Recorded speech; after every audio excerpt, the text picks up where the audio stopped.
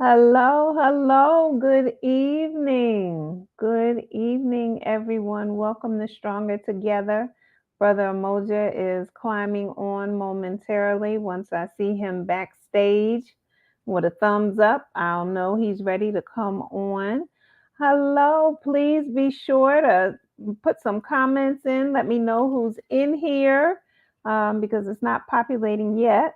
So let me know who is in and where you are calling from. We look forward to speaking with you. All right, Brother Moja, you are back and in action. Hey, hey, Dr. Walls, long time no see. I meant to have the theme music playing. I was like, dang, I knew I forgot to cue up something. So You're stronger fired. together. I know, I know. So I had to find it. I want to So talk to, I all right. want to talk to Davis about this. You're gonna have to talk to her. Okay. Well, go on and say hello in your regular greeting way, and I'll see if I can find the music in the meantime. Well, Hotep, family, I greet you in the name of God and the ancestors, and whose footsteps I most humbly walk. It's Brother Ed Umoja for Hair Stronger Together. My Hmm. boss told me to give my greetings while she does some work. So, Hmm. what do they say? The old saying, happy wife, happy life. Yes? Yes, very good. Very good. That needs to be taught. And so, as you know, normally on the greatest blueprint, we tell everybody make sure you have your pen and Oh, your piece I of thought paper. you were talking about your water. Oh, no, not the Okay. water. The water is always important because there is nothing better than Essentia water. Oh Lord, So she be doing a drop for uncensored. that's right. One day they'll be a sponsor. I'm just Uh, putting it out there. Look, soon I'm come, soon practicing. come. Soon come, soon come. All right. Tell me if there's any chats going on in the chat box. Do we have any hellos? Any You see people saying comments. yep? Any Um, comments? Sister Goodrich is just says hello to both of you, All right. Hello. and someone named Hinton. Okay. What they say? Good evening. Good evening. Oh, you can't see that. Well, remember I told you I was looking for Oh, okay. yep, yep. So, So I yeah. want to welcome everyone to the show. It's going to be very interesting. Now, FYI for everybody. Uh-oh, here we go. That sound like a get ready, y'all. Go ahead. This topic was picked by Dr. Walls, Mhm. and she's going to tell us why she picked this topic. Mhm. Well, I picked the topic for various reasons. Oh, you see, I told you she going to You tell you. you I told you. Boy, I know my I wife. I I picked the topic for various reasons.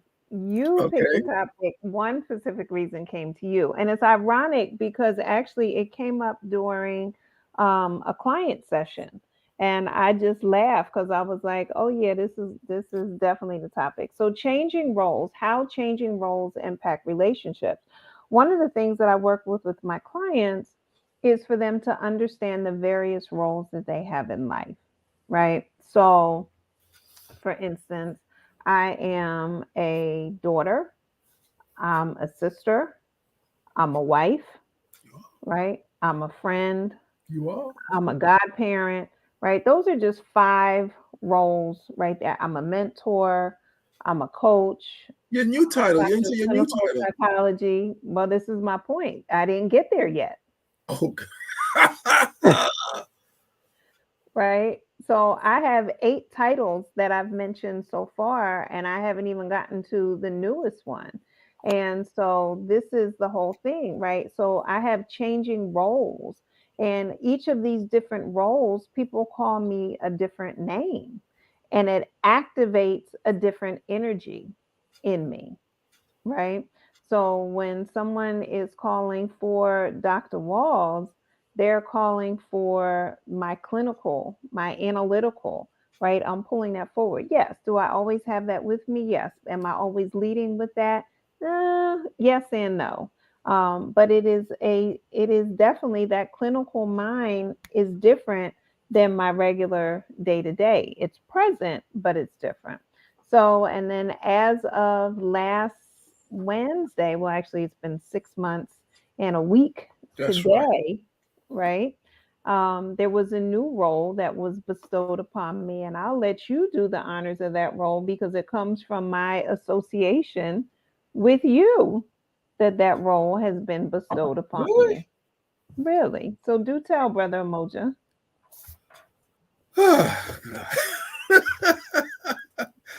Well, 6 months ago, Mm-hmm. our grandson was born. And last Mm-hmm. week, just in fact, last week, It's he was Thursday. is 6 months old. We got to see him for the first time. We traveled out to LA Yeah. where my son lives, and we got to see him. And so, even though the title was given to us 6 months ago when he was born, I guess we didn't I won't say fully embrace, but we didn't really get the full grip of the full grip of it until he was in our hands Mm-hmm. physically. Mm-hmm. And then everything I think had a massive change in our lives, because then saying it as one thing, seeing it as one thing, but holding him, yeah, that's him. Zaire, Mm-hmm. named Mm-hmm. after the country Zaire. Yes. Um, being there with him, having him, and looking, having this. And those of you who are grandparents, you know what we're talking about. When you're parents is one thing, then grandparents is something else. Okay, Mm-hmm. so Mm-hmm. having him in your hands and him looking at you, and then you're looking back at this little life, and you're like, my goodness, all of a sudden you realize you had this went into another phase of life, because Mm-hmm. that's moving forward in time now to where now we have a grandchild. Mm-hmm. And then for me and then for me personally, the other part was that I got to see my younger brother, which I haven't seen since 2005. Mm-hmm. And that was a massive, Dr. Walls, 'cause it was a massive connection.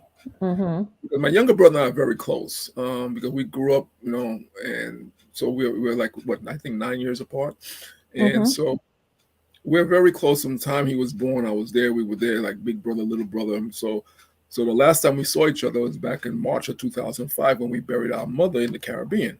And Mm-hmm. so, and there was no reason why we did this. Life Mm-hmm. has taken us in different directions. We talked from time to time on the phone, but to see him was really cool to see him. And then, like I said, see our grandson for the first time, and then to see my brother. And the funny thing is, it was Kat's first time meeting my brother. She'd Mm-hmm. spoken to him on the phone, and so it's her first time meeting my brother. So these different relationships change. I think these different links change the way we see each other, the way how we interact with each other. Mm-hmm. And the sweet thing about it, just before I came on air, my brother called me and he's giving me some information on my social media handles. And I was smiling inside because hey, my younger brother is kind of schooling me on things he think I should do, which is really cool because he's giving me information. And I always been thinking, how should I do this? Why should I, how should I do that? And Mm-hmm. out of the blue, I shouldn't say out of the blue, but Harry come calling me, giving me some really good advice. But he's been in the field and doing these things much longer than I've been doing it. Mm-hmm. And so it was really good just to sit there and have my younger brother school me and give me some really great advice just before I came on here. So Mm-hmm. it changes the dynamics of our relationship as a grandparent, and then as my brother, as an older brother to my younger brother, has elevated a lot in the last week or so. Mm-hmm. I would totally, totally agree. Let me see here. I'm trying to pull up pictures as we have this conversation. Because I think we Um, had spoken I think we had spoken 5 or 6 times last week.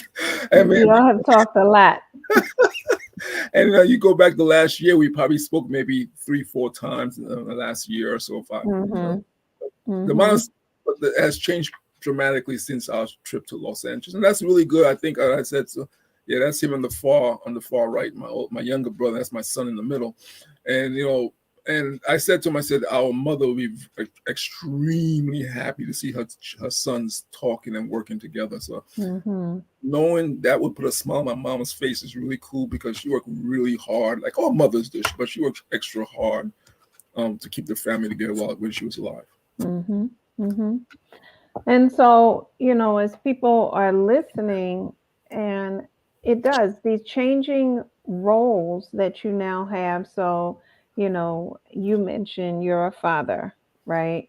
You are a husband, you are a brother, and now you're a grandfather. And when we have these changing roles, we also look at who have been in these roles that we look up to, or who have been in these roles and what impact have these people had on our lives. And so when Edmund's son is not my biological son, and yet here he has a child that now Edmund is saying, okay, and his son and the child's mother, they're all saying you are his grandmother. So now what does that mean for me? Because biologically there's not a connection there, but role responsibility, there's a role there that I now have in this new little energy, in this new entity's life, right? And so, and he and I had, of course, a great bond with each other. But it makes me stop and think about what was my relationship like with my grandmother, and who are my, as grandmothers, what's my frame of reference. And Edmund, I know you have a special, I'll tell my grandmother's story in a moment, but I know this has also come up for you as one, we were waiting for Zaire to enter into the world, but your relationship with your grandfather, and now how that impacts you as you think about being a grandfather to him. Oh, you asking me? I am. Dr. Walsh, you funny. No, see, uh, the interesting thing is, and then for those of us who are who are grandparents, it's kind of interesting when you stop and you connect the dots.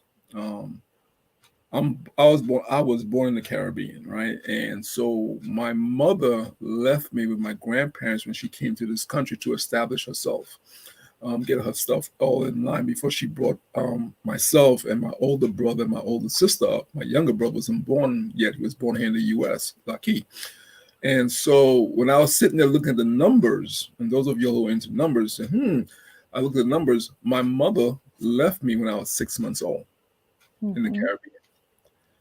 Zaire, I get to see him when he's 6 months old. Mm-hmm. And so also I came to this country when I was six going on seven. So when I look at the numbers and the link between all these things happening, and then I was very close to my grandfather. He was, to me, he was my father because I didn't see my dad. I didn't meet my dad until I was six when I came to this country. So he never came back to the Caribbean, but he was working, trying to Mm-hmm. establish a home front for us. So I never met him until I was 6 or 7. So the first 6 years of my life, my grandfather was my father. Up until he made his transition, I called him Papa.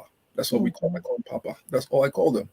So so now as I sit there and I'm holding Zaire and I'm looking at Zaire, I'm thinking, now I'm sitting in the seat that my grandfather had in my life, and I'm sitting in that seat with Zaire because I see him for Mm-hmm. the first time when he's 6 months old. He lives on the West Coast, I live on the East Coast. So, and just looking at the dynamics and what that does and how we talk about the circle of life continuing and going forth, it's really cool because then my son sent me this really nice picture of him and Zaire together. And I look, I said, that's a great shot. I showed it to you, Dr. Walls. Mm-hmm. So that was a great shot. So as I'm looking now, I feel like my grandfather a little bit. Like Mm-hmm. now I'm the grandfather. That's right. And so I say, and I told my son and Audra is his mom, they're engaged. Mm-hmm. I said to them, since he was born, I pray for him every night. Mm-hmm.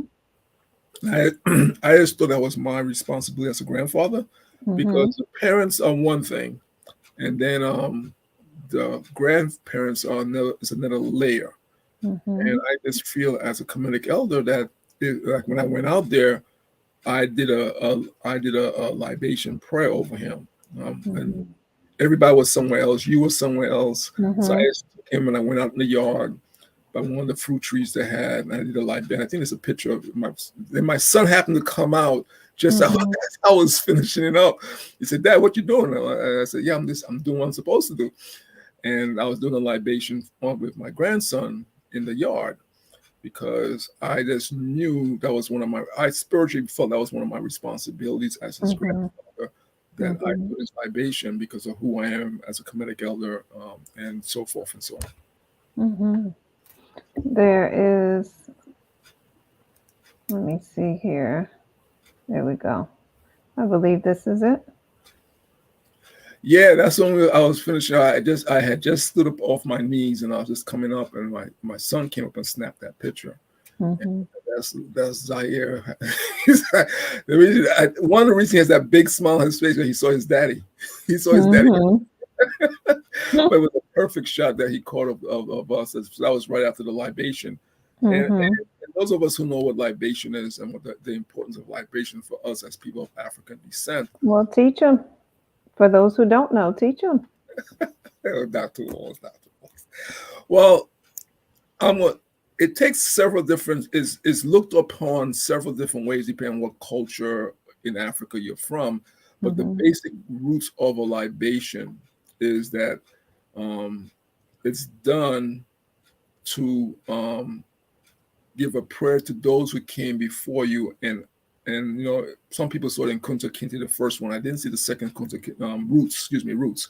I didn't see the second one. I saw the first one. You said, and you say a prayer for the child, and you lift the child up, and in the process you lifting the child up is that you're presenting the child to the universe, and you're saying the Mhm. only thing greater than you. So that's your way of saying that to this child and to the universe, I am dedicating this child to the work he or she has come into the world to do, and we Mhm. recognize there's nothing on this planet that's greater than him but you. Mhm. And some people see the prayer a little bit differently, but basically that's what the libation is just honoring those who came before you, acknowledging those who came before you, and Mhm. and saying, as his grandfather saying, I acknowledge you as who will continue when I'm not here. And Mhm. with my son there, it's like I acknowledge he who have given me this opportunity to present to the future, a future which I will not see, um, Mhm. as long as he will. Mhm. And so it's connecting the dots and claiming that who we are as a people will honor the planet we are on and the earth that we walk. Mhm. So it's definitely, one of the things about moving into these roles as grandparents. And it's very interesting because I sat with the word for a little while and I'll sit with it some more. So many times, it's like, oh, that's my grandmother. Oh, that's I didn't have the opportunity to meet either of my grandfathers. I did know both of my grandmothers, but I never took the word apart, to say a grand, right? The grandam, right? The grandmother, the mother who is older, the mother who is wiser, the mother who comes with knowledge. And it's the same with the grandfather. It's that step up. You bring more wisdom, you bring more knowledge to the situation, to the person's life. And so now that it changes the way in which you move in your role and how that role impacts your relationships, because even as now you have this title of grandfather and you've bestowed the title of grandmother upon me, and I'm very clear to say that, because that's something that you have been very purposeful in making sure that I receive that role in his life, is that we also look at how it impacts our relationship, because we talk about the show is called Stronger Together for a reason, right? Mhm. We recognize that we are stronger together, you and I, but we're also stronger together collectively as we bring more people into our circles, Yes. right? Our inner circles and our outer circles. And as two people who practice and move within the 360-degree reality, it's understanding that Zaire is connected to so many more people than he currently knows, right? Yes. Go ahead. No, and that's something we as a people need to understand is that when a child comes into the planet, everything we are is connected to that child. Mm-hmm. And some people will say, "What you're talking about is just that when you touch that child, when you talk to that child, your vibrations, the vibrations that you've been walking with, the words that you've been living by, the work that you do is connected to Mm-hmm. that child on a spiritual plane. Mm-hmm. Because as that child gets old and starts to crawl and start to walk, they start following you as a parent. They start following you around the house, Mm-hmm. start having your same mannerisms and stuff. And even though you stop and think one of the basic things, Dr. Wall, that I think we sometimes take for granted with children. If you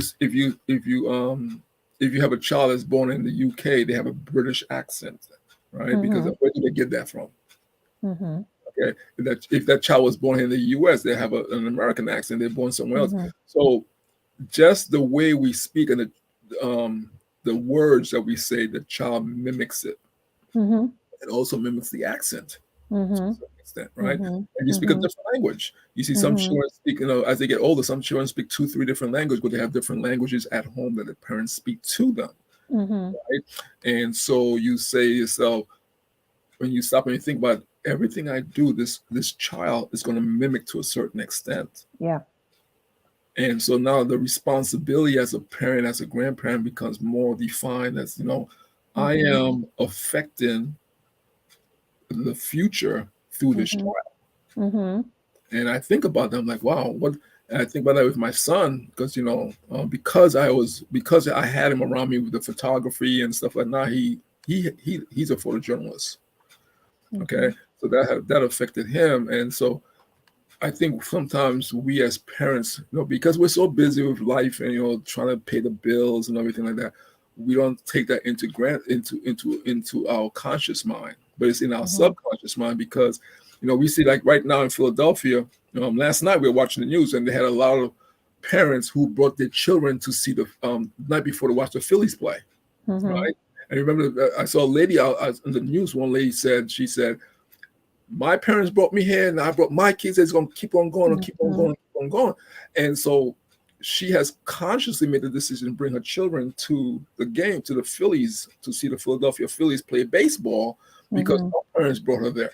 Mm-hmm. So some of the things we are conscious of and some stuff we are unconscious of. It doesn't matter which side of the spectrum we fall in on that Mm-hmm. conscious or subconscious, it affects the children. Right. And that's why it's so important that we get clear on the roles that we play, right? The roles that we have in our lives so that we make it more conscious so we can be more deliberate about our interactions. So for those of you who are listening right now, I encourage you to write down what are the roles that you have in your life? What are the roles that you have in other people's lives? Because sometimes people are looking at you and they are watching you and they're expecting certain things from you. And when you're clear on the role that you are playing in people's lives, you determine whether or not you want to be in that role or not. Like I think about Charles Barkley back in, what was that, in the 80s, right? When Yes. they said he was a role model and he said no, that wasn't a role that he wanted. That wasn't a role that he was accepting.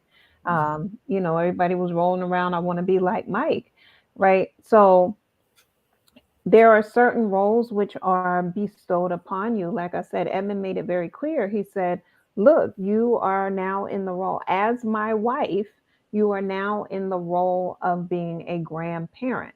And that was extended to me from Zaire's parents, from his grandparents. And so it was like, but I still had to make a decision whether or not I accepted that role. I could have inserted myself in that role, but it was a matter of accepting that role, right? And it's the same thing with any role that you're given, whether it's a work role, right? People give you a job description and you say, do I want to do this or don't I want to do this?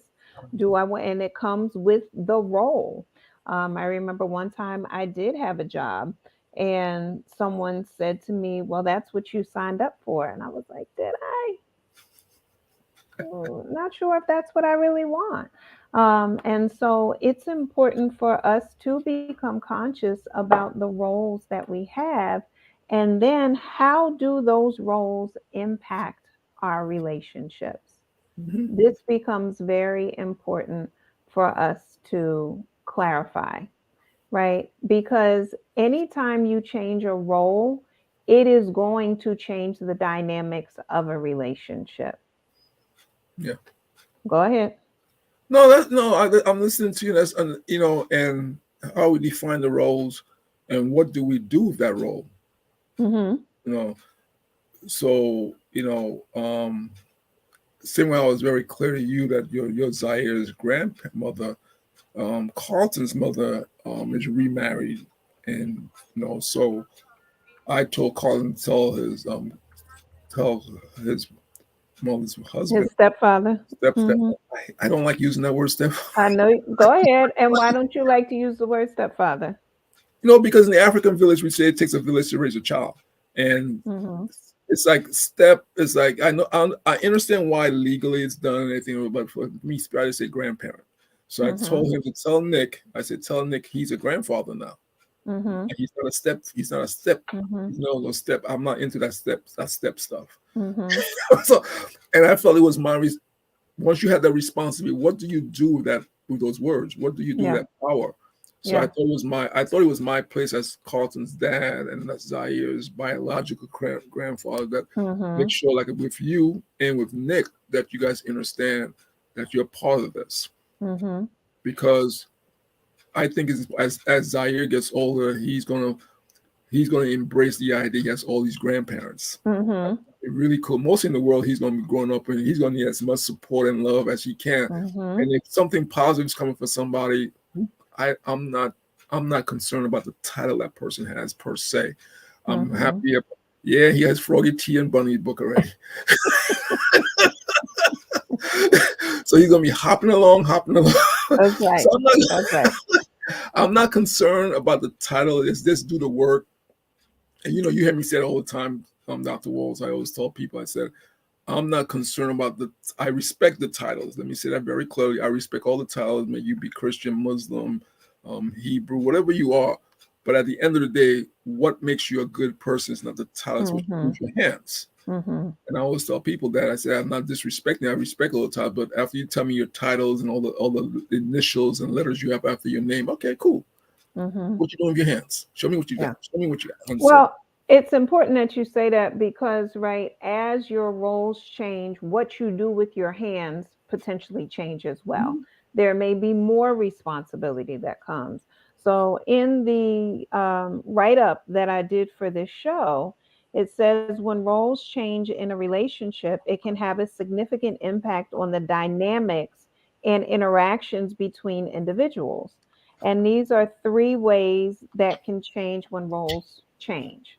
So, of course, there's many more. I just highlighted these three. And so the first is the power dynamics. It says when roles change, the balance of power in a relationship may shift. For example, if one person transitions from being the primary breadwinner to becoming a stay at home parent, the power dynamics within the relationship may change. This shift can lead to adjustments in decision making, responsibilities, and the overall influence within the relationship. Now, we can speak to that. I'll let you go first. Yeah. Why I gotta go first? She throws me out there first, people. You see that the I'll role. take it. You want me to take it? You I'll take it. take Go it. ahead. You take it All first. right. So back in 2014, you decided to retire, right? Yes, I do. And so that meant that there was going to be a change in the way in which the household was functioning. And, Mhm. we sat down, we talked about it. You explained why you wanted to retire at that point in time.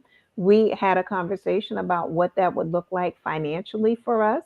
We had a conversation about what that would look like emotionally for us, and then making that decision. And that was not a decision that you could just decide and say, I'm not going to work anymore.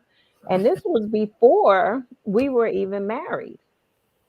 So, and we sat down and we said, okay, what are your goals? What are your plans? We had already made the commitment to each other that we were going to be together. And so then moving forward in this reality. Now, we also went in with the knowing that as people talk about finances being one of the major reasons that cause relationships to disintegrate, right? So we knew we had to be on the lookout for that. And as we were moving Mhm. from a two salary household to a one salary household while you were building your business. Now, mind you, I was already an entrepreneur at this point, and now you were moving into that world full time because you already had your business part time for many years, but now moving into it full time, this was something that was impacting and going to impact our relationship in a major way. Go ahead. No, you're very correct on that. But once you have the foundation, once the foundation is set, and everyone agrees on their role, excuse me, agrees on their role on things moving forward, it makes it easier. It's not easy, but it makes it easier because then you know what needs to come forth and what you need to do and how things move. And there was a lot of bumps and pitfalls along the way, and Mm-hmm. I think I think I feel because we kept God first in what we were doing, um, we were able to navigate those things, Well, in a positive way. yeah, I mean, it was a couple things. Obviously, it was keeping God first, as you mentioned, but also it was communication. Mhm. Right? It was talking about where we were each frustrated. We talked about what we were both hopeful for. We talked about how we could support each other and clarified what type of support was needed Mhm. as we moved into this reality that we had chose to embark on together. Mhm. And so that becomes very important. It wasn't about one person making decisions and the other person going along, because that definitely would have led to an imbalance. Mhm. Yeah. And it's also, Dr. Wall, I think, as we look at the way things are moving, is to understand how spirit works with us. If you are in that plane, and I Mhm. say that because for the way when I say people, for people who listen, when I say spirit, I'm talking about God, Allah, or Dulamare, whatever name you call that entity. Okay, Mhm. Christ, Jehovah. I say spirit. How spirit works with us. And when I met you, you had a clear vision or understanding how you work, how spirit work with you. Mhm. And I was still working on mine from where I was going and where I was, so forth and so on. Mhm. And so I had to come to the understanding that, one of the slight, I think I'm getting a feedback. This can't be me. You okay? Yeah, I thought I was getting a feedback. One of Okay. the interesting things I learned, we laugh about it now. When we were dating, I'll sit in the car and you said, "Oh, I can't move the car yet." And I was like, first I said, "Huh? I can't move the car yet." And the way she said it, I know it was her relationship with the Most High that she couldn't move the car yet. And I just had to sit there. I said, "Okay." Sit there with it. So what is this? But but for me, I just had to respect that. I didn't. And I say this all the time. I don't need to understand it. I just need to respect it. And I got Mhm. to the point several times she did it to me. We were sitting in the car getting ready to go. And she said, "Oh, I can't move the car yet." And I said, "Okay." Mhm. I sat there and waited. Mhm. I was like, and then she said, "Okay, I can move the car now." I was like, "Okay." But and I said, we laugh about it now, but it was. I think it was one of the first things that where respect for how you relate with spirit Mhm. came. And then Yep. as I thought, and I think that was a very powerful. We laugh about it a little bit now, but it was a very powerful time in our relationship because Mhm. it put me in a position where I had to humble myself and just be quiet and be still and just wait. Mhm. That's all it Mhm. was. And Mhm. whatever was going on over there on the driver's side of the car had nothing to do with me. Just sitting in the just kind of be quiet.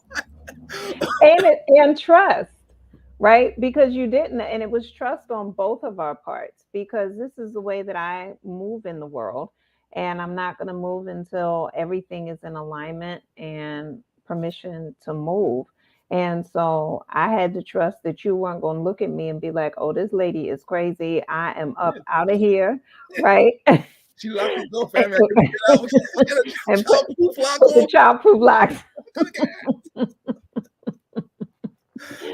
So I had to trust. It was like, if this man is really going to be a part of my life, right? Changing roles, moving from friendship into dating into exclusivity, right? If this is who this man and this role that he's going to play in my life as a partner, then he's going to have to understand the way that I move in the world and be okay with it. And if he wasn't going to be okay with it, then that would change the role again. Then that means he could not be in my life to that level. We may be able to be associates, acquaintances, but he would not be able to be my life partner.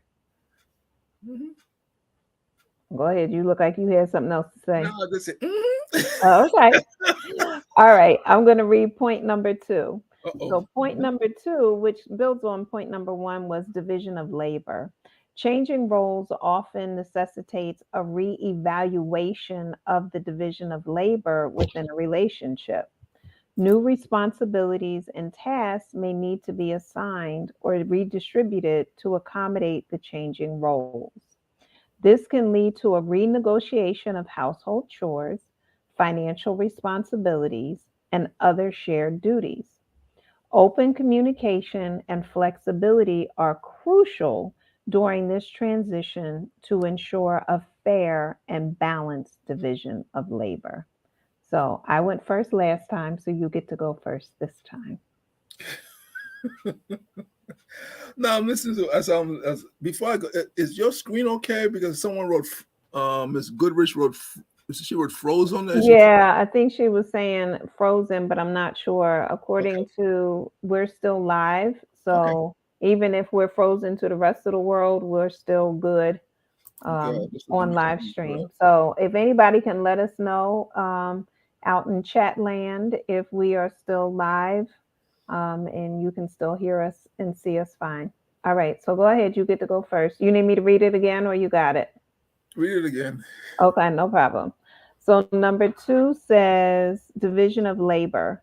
Changing roles often necessitates a reevaluation of the division of labor within a relationship. New responsibilities and tasks may need to be assigned or redistributed to accommodate the changing roles. This can lead to a renegotiation of household chores, financial responsibilities, and other shared duties. Open communication and flexibility are crucial during this transition to ensure a fair and balanced division of labor. Hmm. No, as I was listening to it, when you say a division of responsibility Mhm. or division of roles, I think Mhm. first we have to establish the roles before you divide it, or the responsibilities before you divide it. But Mhm. sometimes I think the challenge for us as a people, as an individual, we don't define something before we move on it, right? Mhm. Mhm. And so for me as a man, it's like, okay, how do I divide? What am I dividing? Mhm. Why am I dividing it like that? Mhm. It gives me a sense of balance of Mhm. because okay, I'm gonna do this and I have a reason why I'm doing it. I'm just not doing it just to be doing it because then then somewhere down the line you say, why did I do that in the first place? Mhm. Mhm. And also I think once you understand what you're dividing, it helps you have focus and it keeps a peace in the relationship with the person because you can say, well, I did this because I saw this was happening and I went in and tried to make this better. Mhm. And so because if someone said to you, why did you do that? You have to say, well, I don't know why I did that. Mhm. Why am I doing that in the first place? Also, Mhm. so I think once we establish what it is, then we can Mhm. provide it in a way that it keeps a balance in the relationship. And, Mhm. because it could be something like you and I had this conversation about coloring your hair. Mhm. It's like I'm not a big fan of that, Mhm. and so I had to find out why I'm not a big fan of it. Mhm. And I came up with the reason why I wasn't a big fan of it. And I said to you, okay, I'll work on that. Right. Just trying to work on it was not the solution. I had to find out why I wasn't a big fan. And once I found out why I wasn't a big fan of it, then I could work on it. And I said to you, just give me some time. I said that to you. I said, give me some time. Let me work on this because you know what? Now I know why I'm not a big fan of it. But it just makes it was that self-awareness and that self-exploration that had to happen. Yeah, and I think that happens in a lot of. I think I'm not a psychologist, I just think it happens in a lot of relationships where we don't stop and think of why are we doing that. That's right. And we just do it. Yep. And if you have a partner who says, "I don't like you doing that," and you continue to do it, and then so you have to stop and say, "Why am I continuing to do that?" And if he or she told me I don't like them doing that. You know, is it something in the culture that you came up with? Is it something around your friends you did growing up, and now you're continuing to do it? And so I think once you establish why you're doing it, then you can see why you need to stop it or why you need to change it around and so forth and so on. But just trying to change something, I think it runs a path where it puts you in a position where you feel naked to the world because you don't know. People start asking you, so why did you do that in the first place? And then you know you can't answer the question, and then you feel like you're handcuffed. Well, yeah, I mean, and it's that again back to that self-awareness, taking time to reflect and understand, like you're saying, well, why don't I like it? And let me take a look and see why don't I like it, and vice versa. Okay, why do you like it? And it creates an opportunity for communication, conversation, understanding, more intimacy, transparency, vulnerability, right? It creates all of these opportunities, which are opportunities ultimately to strengthen the relationship. One of the things when we first began dating that I appreciated that you said, and I was like, dang, I do marriage and family therapy all the time, and I never assigned that as a task, was that you had said to me that we needed to evaluate ourselves and our relationship every season. Oh yeah. And remember, and why did you remember why you said we needed to do that? Oh yeah, it's something we still do it to a certain extent. I mean, I think as human beings, we take a lot for granted as beings on this planet. And we talk about how the animals are affected by the seasons. Okay. The birds go south at this time, the bears, and we are animals, so supposedly we're the most intelligent animal on the planet. So if all the other animals are affected by the weather and the seasons, what makes us think we're not affected by it? And we are, because there's those of us who have severe allergies certain time throughout the year. Okay. And there's some of us, when it gets, we because of things that happen to us growing up, because it's going to rain. People say, why you say it's going to rain? Because my foot or my ankle or my back, this is hurting me. Whenever that happens, I know it's going to rain. Right. And those who are listening knows what I'm talking about. So what makes us think our relationship doesn't go through the seasons, doesn't affect us? Because if during the winter season, which I am not a big fan of, that means my whole attitude is going to change in the winter season, the spring season. So if my attitude change, that means it's going to affect my relationship with my partner. That's right. So if my partner says, oh man, winter's coming, he don't like winter. And I'll use myself as an example. I did not realize what August meant to me. I was like, oh, I didn't realize I've been doing this for years. I didn't even realize until you brought it to my attention. So, and I'm like, wow. And then all of a sudden, so now I'm more mindful about the month of August in my life. And when it comes to me, and some people say, oh yeah, because you're born in December and blah, blah, blah, and all this. And I'm like, okay. And now they start telling me about it, and I see the pattern. Okay. And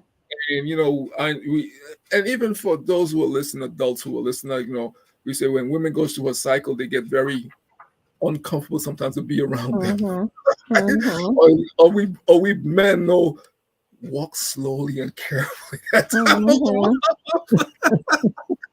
And so we know. So the seasons do have the change of the change of weather do has an effect on us to a certain extent.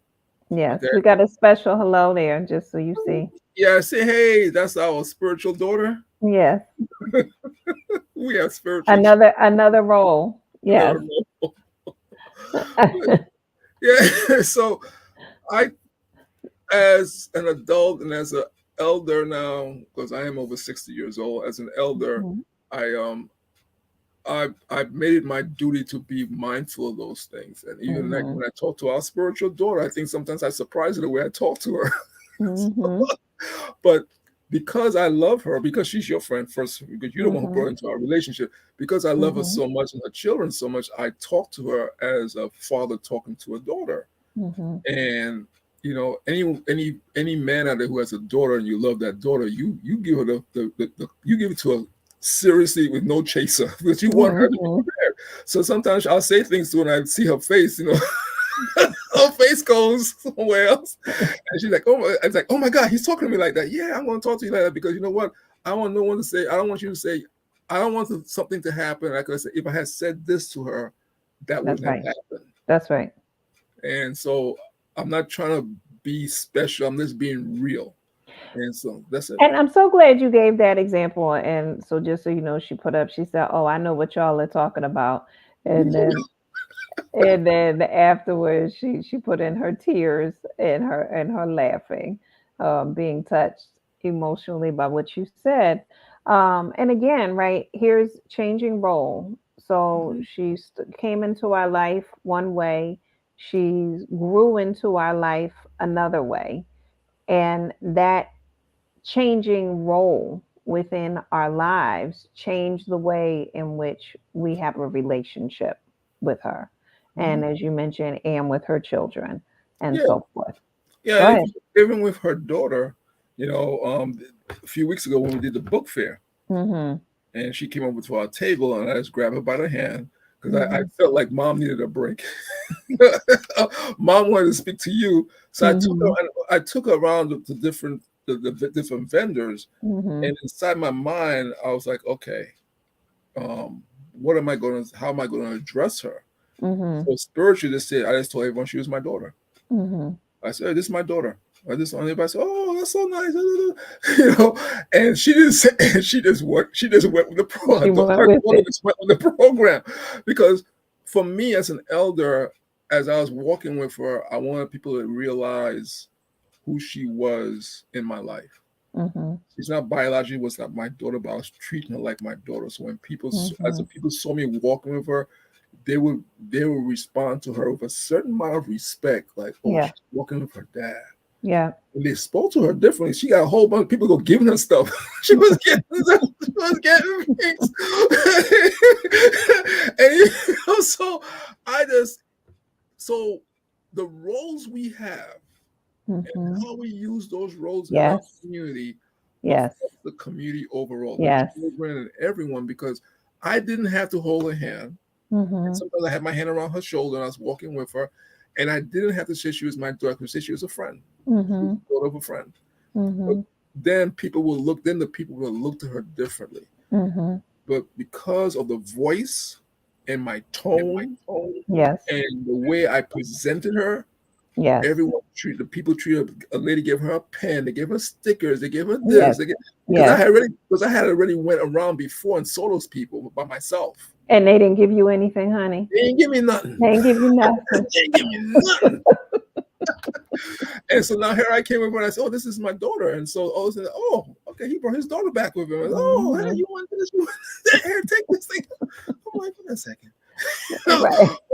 But I was happy to see that, and as an elder, it just reminded me Mhm. the responsibilities that we have as elders, as parents, as Yes. in our community, that Yes. we set the tone on how Mhm. people relate to us and relate to Each other. each other and the children in Mhm. our community. Mhm. Because I remember when I was growing up in the Caribbean, I could not walk down the street and say good morning to someone and call them Mr. or Miss. Mhm. So and so or Mr. So and so, good morning. If I Mhm. we didn't do that when we got back home, my grandparents would be like, "Why are you shaming our family like that?" Mhm. You Mhm. should- Mhm. and some people know what I'm talking about. You know, even Mhm. now, I was talking to my son and one of his friends back in the day when he was much younger. We went somewhere. His son said, "Oh, you're Carlton's father. What should we call you?" And I looked at the young boy and I said, "Mr. Herman, because Mhm. I'm not your friend. This is my son. You're my son's friend." And he Mhm. looked at me with this stand there. He looked at my son. I still remember that. And I was thinking because we as adults, I'm not trying to be my son's friend. Mhm. I'm being his parent, and I'm doing my best to be a loving parent. And I think sometimes we mix that up with, oh, my son is my best friend, my daughter is my best friend. No, you're the parent. And I just say no. I I always told I made a conscious decision, Dr. Walls, when my son was Mhm. born. I was in the birthing center when he was born. I made a prayer to God at that time, and up to this day, when my son and I are on the phone and we leave, and we always say we love you. I say, hey, it's Carlton, I love you. Mhm. He said, I love you, Dad.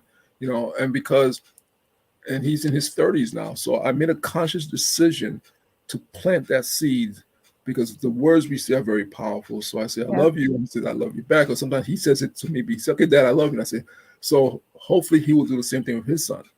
So Mhm. that way that link is there. And I made that Mhm. decision a long time ago. Like I said, when he was in the birthing center, when he was in the birthing center with him, Mhm. his mom gave birth to him, I was there. And I Mhm. made a conscious decision. I made a deal with God, and people say, I say I make deals with God all the time, and I just I do my best not to break those deals. Yes. so, Yes. so yeah, Yes. All right. So I'm just looking at the time. I do want to read point number 3, and I also important. want to highlight this again. Changing roles impacts relationships. Again, in intimate partnerships, like, romantic relationships, in family relationships, in friend relationships, and even in work relationships. I recently did a post about leadership loneliness and how when people shift from one leadership role into another leadership role or from one role into a leadership role, sometimes they're shifting from interacting with their peers to now being a supervisor of their peers. And that's a changing role. And it Mhm. impacts the dynamics within a relationship, within that peer, what used to be a peer to peer relationship, which now shifts from supervisor to supervisee relationship. Now, I highlight that because the same skills and tactics that we're talking about with communication becomes very important with self awareness, with even just having the conversation about the change in the dynamic becomes very important. So I wanted to get that in real quick, and we can talk about that further another time. But just point number 3 that I highlighted in reference for this show, it was emotional support and expectations. When roles change, emotional support and expectations within the relationship may also shift. For instance, if one partner takes on a more demanding job, they may require more additional emotional support from their partner. Similarly, the partner who transitions into a new role may have different expectations for emotional support and understanding. It is important for both individuals to communicate their needs and expectations to ensure that emotional support remains strong during this period of change. And so, as we're changing our roles and looking at relationships, we got to make sure that we are communicating. We Mhm. have to make sure that we're increasing our self awareness. We also need flexibility. And I know this becomes very challenging sometimes because sometimes people don't like change and they experience change as having growing pains. Mhm. And a lot of times people will use the phrase, I got to step outside or step outside of your comfort zone. And my response to that is, you're just expanding your comfort zone. Sometimes we just have to change the way that we look at something. If we say step outside of our comfort zone, many times people are less likely to do that. But if you understand that you're just expanding your comfort zone, your territory is getting bigger, you're getting more comfortable with things, then you're more likely to maybe put some effort into it. Same thing, it's just a different way of saying it. Mhm. So go ahead. You want to add to that? I'm agreeing with you. Yeah, definitely. Yeah. Yeah. So, again, as people are listening, write down the different roles that you have in your life. This is also important to do because many times people are wondering why they feel stretched in so many different ways. And it's because you're playing different roles. Mhm. All right. And so you have to understand the power and the impact of the different roles that you have. So again, some people are mothers, some people are fathers, some people are sons, daughters, brothers, cousins, mentors, mentees, supervisors, all of the different roles that you play and the impact that it has on your life, personally, relationship with self, and then also looking at how that role has an impact on the other people within your life. I think about my mother. She was a teacher. She did adult literacy for 25 years plus, and she was always asked to move into like a more administrative position. And they would always say, "But you're so good at this, and you would manage these people well, and so forth." And she said, "I understand all of that. I don't doubt my skills in that area." She said, "But if I take that role, it impacts my relationship in the role that I have with my children and my family. And Mhm. my children are in school, and when the phone call comes, if somebody's sick, I need to be able to leave and do that. If they have a half day or if there's a parent teacher night or so forth, I need to be able to attend those things.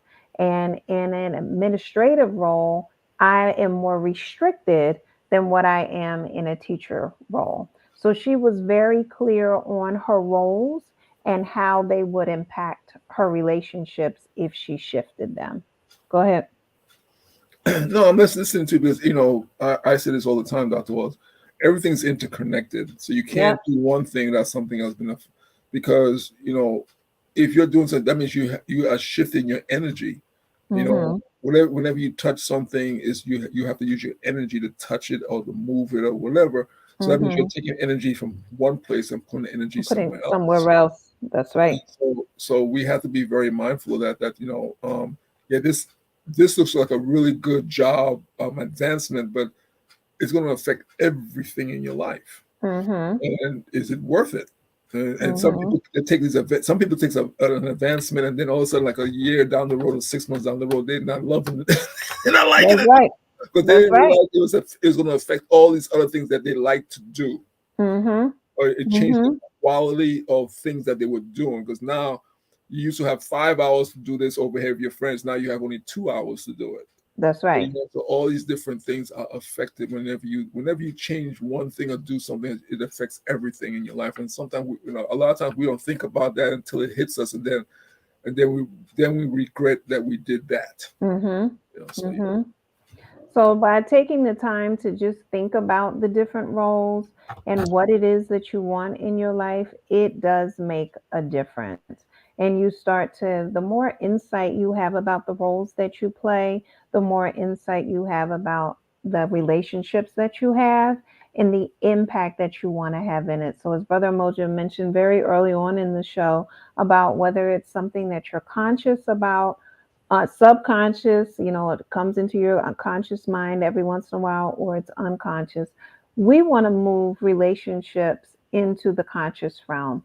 We want people to be very intentional about the actions that they take. So you're not saying, "I don't know why I don't do this." Anybody that works with me knows that I don't accept, "I don't know." So, right. But you want to know why you're doing something. So I knew that I wanted us to have this conversation about changing roles because I wanted people to start to think about the roles that they have and the ways in which they are purposefully engaging in those roles so that they can have the types of relationships that they honestly, truly desire and deserve. Go ahead. Yeah, as you said that, talking about the energies and the types of relationship in the roles. You and I, we just went through that. Well, when we were in California, the Hmm. first I met my grandson, we took a lot of pictures, Hmm. and I did not realize that I never took a picture with his mother. Hmm. remember I talked to you about that. I did. I took one, but you didn't take one. I didn't, Go and it wasn't for no reason. 'Cause my brother came in. I haven't seen him since 2005, and then all ahead. this stuff was happening. All this Life was lifing. eyes were getting misty and everything. Yes. Like, and so, and she kind of, and I saw she kind of stepped out and handed the baby to me and stepped away. And I didn't even think about it, and she didn't think about it. But then when I was sitting at the back at the hotel and I looked at it, I said, wait a You second. started looking at all the pictures, and you're I like, said, "Well, where is she? I where don't is have she?" any on my phone." And I just knew, and she didn't think anything about when we spoke about. But I said, for me, that wasn't correct. So I apologized. Remember, I apologized to her, and I apologized to my son, because I was like, I'm very mindful of the energy, because, and I was like, okay, so I apologized, and I told my son, tell her, be ready to take a lot of pictures tomorrow. And we took quite a few pictures, but it was the first day. And so just being mindful of all these little things and interaction, I do my best. I do my best, try to be mindful, even with you. You know, I tell you a lot of times, I just stop and say, thank you very much. I tell you, because I never want to, I know you probably wouldn't think it, but just hearing the words is really nice. If we like hearing the words, it makes us feel good that someone is actually honoring the energy that we're putting out. So a lot of times I just stop and I say, thank you very much for all the stuff you do for us as a family. And there goes the group shot, you know. And even the young girl that's bending down on the far left in the picture is my son's sister. Now, legally, and I said it, people say that's his half sister. I just call her his sister because that's his mom's daughter from her marriage now. The second marriage. Yeah, this is the first time I've seen her for years. I haven't seen her. The last time I saw her, I told you, a little kid, you had no teeth in the front. You know, at my son's graduation back. So, you know, and she came in, I gave her a hug, and I treat her, she's part of the family. And that's it. Right. And I think for me now, as being an elder and being a Kemetic elder, I'm very mindful. Like my teacher, Grandmaster Kemp, always told me about spirit is real and energy is real. Energy is real. So I do my best to be mindful of that. So that's why I apologize to his mom, and you know, I treated his sister Donna just as a member of the family. That's it. You know, Definitely. I want to point out Jamila stated, she said, I too find myself being the same way. I rarely take photos with my loved ones, or I unconsciously find myself disconnecting. You want to say something to that? Well, as a photographer I've been blessed to move across many different borders and many different cultures. I always tell people the pictures you take are not for you. Be very mindful of that. The pictures you take is for the future that you will never see and that will never see you. Because we have pictures of our some of us of our great grandparents that we never met, and we look at those pictures. Oh, I look like her. I look like him. Oh, you know, oh, they look so cool together. They don't care about what you were doing, but they just love that picture, and then we have this to look. So let's fast forward 50 or 60 years into the future when we're not here. And we need these pictures, like with Zaire. He's going to have pictures of us when he was 6 months old. By the time he's like 15, 20 years old, he's going to say, oh, that's my grandfather when I was 15, 7, 20 years, when I was 6 months old. So let's be aware of it. The pictures you're taking is not for you. They're for a future that you will not see. 100 years from now, people are going to be looking at those pictures and looking at you. Just the way we look at how many of us met Dr. Martin Luther King. How many of us actually met Malcolm X? But we look at those pictures and we feel connected to them, and we're so grateful to have those pictures to see them in. So take that and put that into your family and say like so forth and so on. Yeah. And the other piece I was going to say with that, now that we're in such a season of video, when you get opportunities to do podcasts and video interviews and so forth, take advantage of them. Get your voice in the space. Allow people to hear your voice. One of the videos that we took years ago with me and my father, and I kept asking him if he wanted to say something, and he kept shaking his head no. He did not put his voice in the space. And if you remember, after he made his transition and we had that video, and somebody said, I love seeing your father. I just wish we could hear his voice. Yeah. And that's why, I never thought about spirit putting it. I always tell people it's not for us, because we were going out looking for pictures of your dad video and we couldn't find any. And Mm-hmm. I just thank God he was in that little piece of video when you were holding the picture up, and he just Yeah. sat there holding the picture for you and stuff, Yeah. and stuff like And that. grinning. Mm-hmm.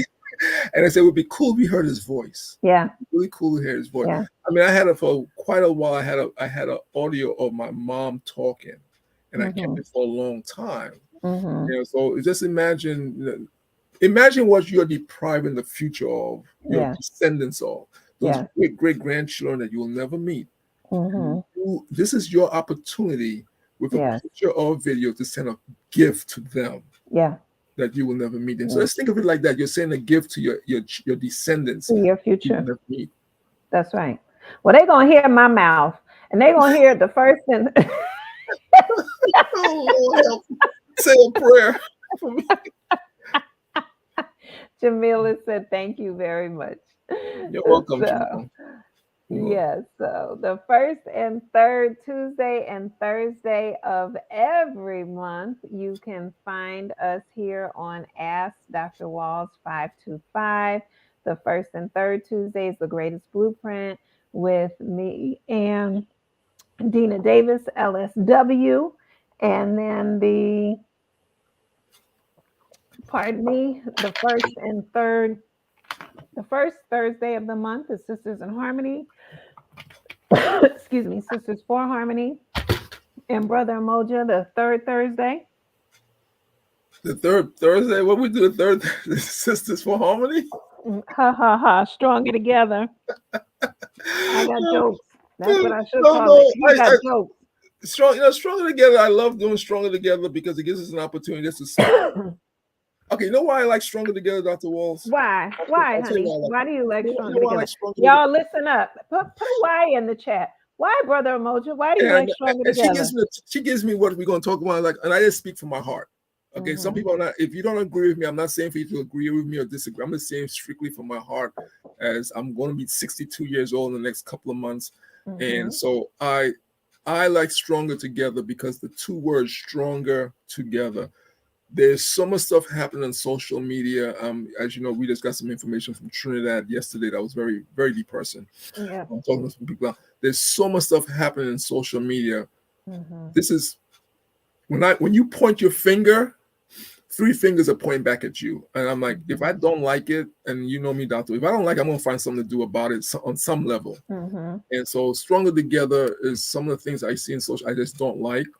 Mm-hmm. And I'm not gonna speak out against it. I'm just gonna do me. So Mm-hmm.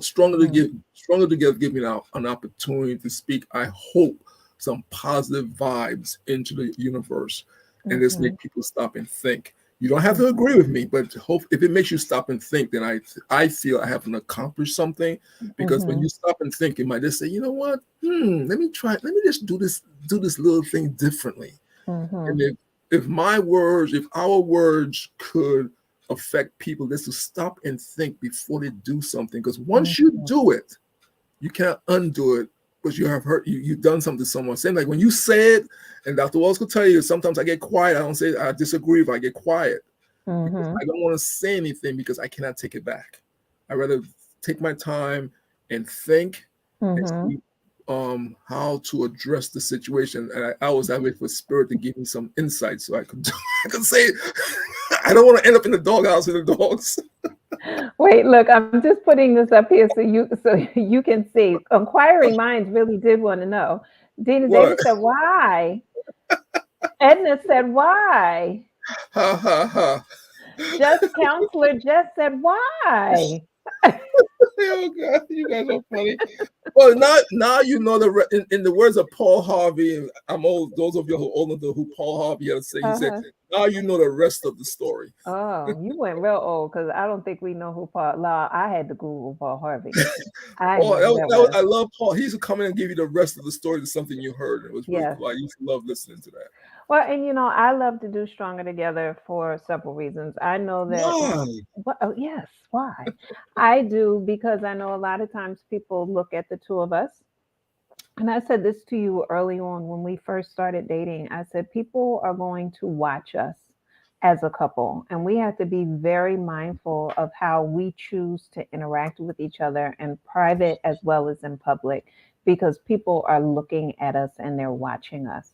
And to be able to be that type of role model. Edna said, I love Paul Harvey. Thank you, Edna. But to be able to see that, and so many times on shows, there's women who will talk, and then sometimes there's men who will talk, but sometimes what's being said, and it goes across genders, is not something that is positive or helpful or encouraging or empowering. And so it is, to your point, our opportunity to tip the scales. I think it was Patricia Coach Roble who said it doesn't take 100% to tip the scale. It only takes 51%. And so if us taking an hour and some change out of our life to add to the world vibration of love and health and positivity, if that helps, then we're doing our part. And that's why I like to do Stronger Together. And as we said, and you say it all the time, put your hand in my hand, I'll put my hand in your hand, and we'll continuously do that and show the connection and be connected. As you talk about, it's not about 6 degrees of separation, it is about 6 degrees of common ground. And so changing mindset sets and shifting the way in which we look at the world and recognize that we are connected. As you always say, everything we need, we already have. As it says in scripture, ask and you shall receive. And so, if we put all of these pieces together and know that everything we need, we already have, sometimes that means that we must ask in order to receive. Just because we ask one person, it doesn't mean that that person is going to give it to us. That may not be the person whom it is supposed to come from. We may want it from that person, but that may not be their role in our life. And so we learn to accept that. And that doesn't mean that we stop asking. We continue. All right. We don't know who holds that which we need. And so but we know that everything that we need, we already have. All right. Any final thoughts?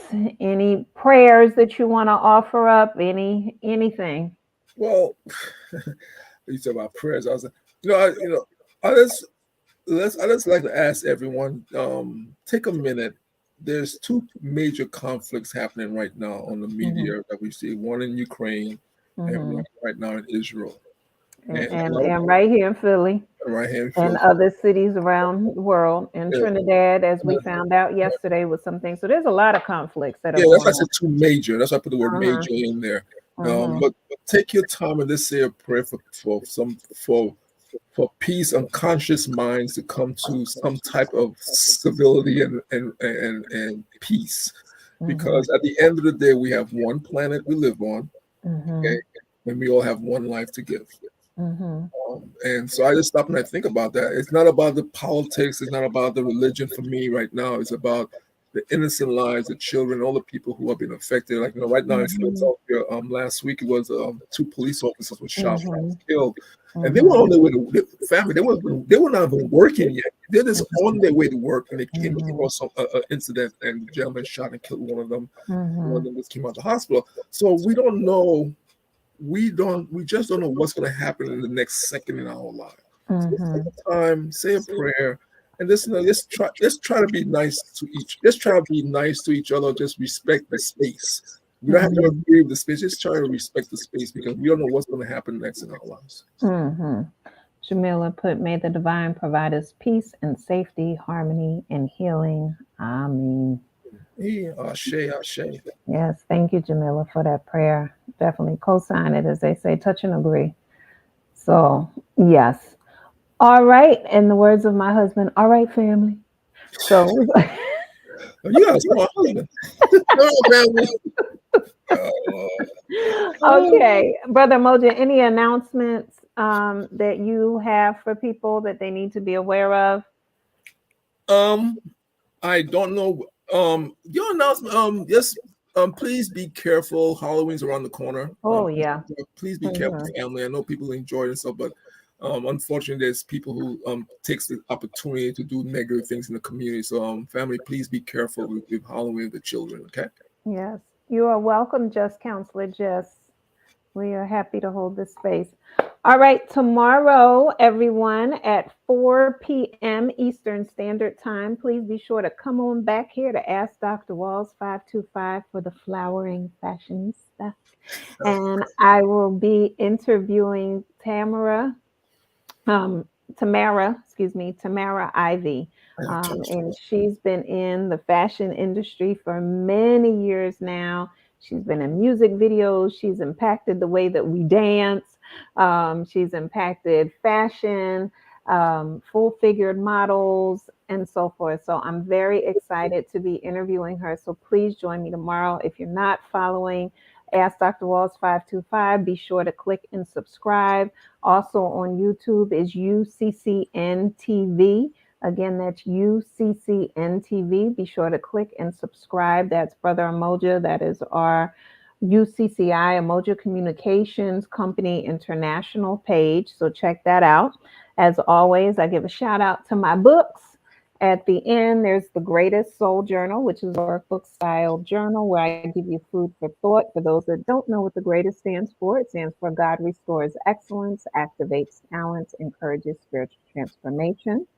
There is also Live by the Spirit, where I give you some food for thought, some aha moments and insights that I had, and then give you space for you to write your responses to those aha moments.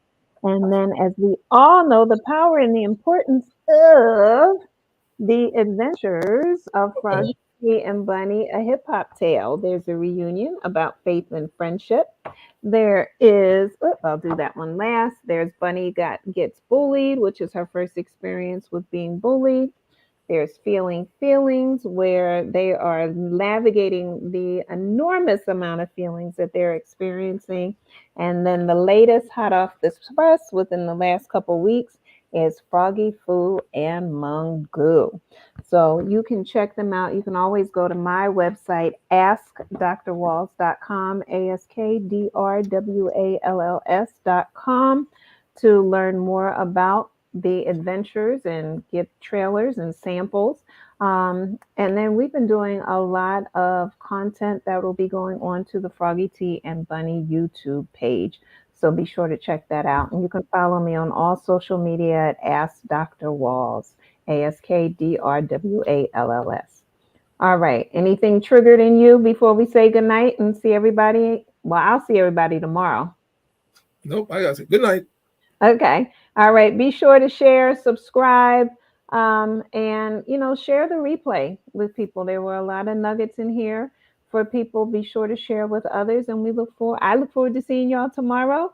And until the third Thursday with Stronger Together, Brother Emoji will be back then.